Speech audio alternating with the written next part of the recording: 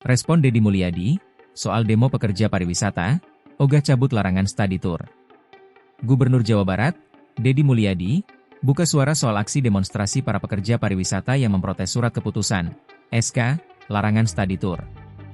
Deddy Mulyadi menyampaikan bahwa aksi demonstrasi di Gedung Sate serta pemblokiran Jalan Layang Pasupati pada Senin, 21 Juli 2025, semakin menunjukkan bahwa kegiatan study tour ini lebih menyerupai acara piknik dibandingkan kegiatan yang bersifat edukatif. Demonstrasi kemarin menunjukkan semakin jelas bahwa kegiatan study tour itu sebenarnya kegiatan piknik, kegiatan rekreasi.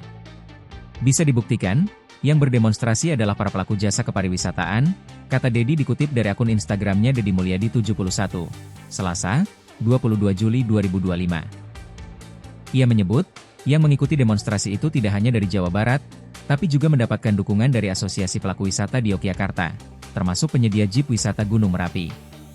Deddy pun menegaskan, kebijakan larangan study tour diterapkan untuk melindungi para orang tua dari beban biaya yang tidak perlu, sekaligus menjaga agar proses pendidikan tetap berfokus pada pembentukan karakter dan peningkatan kemampuan belajar siswa.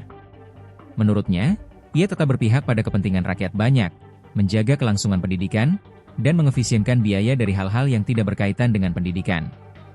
Sikap saya akan tetap berpihak pada kepentingan rakyat banyak, menjaga kelangsungan pendidikan dan mengefisienkan pendidikan dari beban biaya yang tidak ada kaitannya dengan pendidikan karakter dan pertumbuhan pendidikan, tegasnya.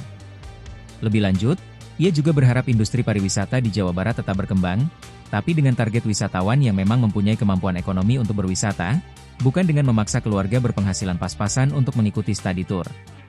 Semoga industri pariwisata tumbuh sehingga nanti yang datang berwisata itu adalah orang luar negeri, orang-orang yang punya uang dan memang murni bertujuan melakukan kepariwisataan, bukan orang-orang yang berpenghasilan pas-pasan dengan alasan study tour akhirnya dipaksa harus pergi piknik, ujarnya.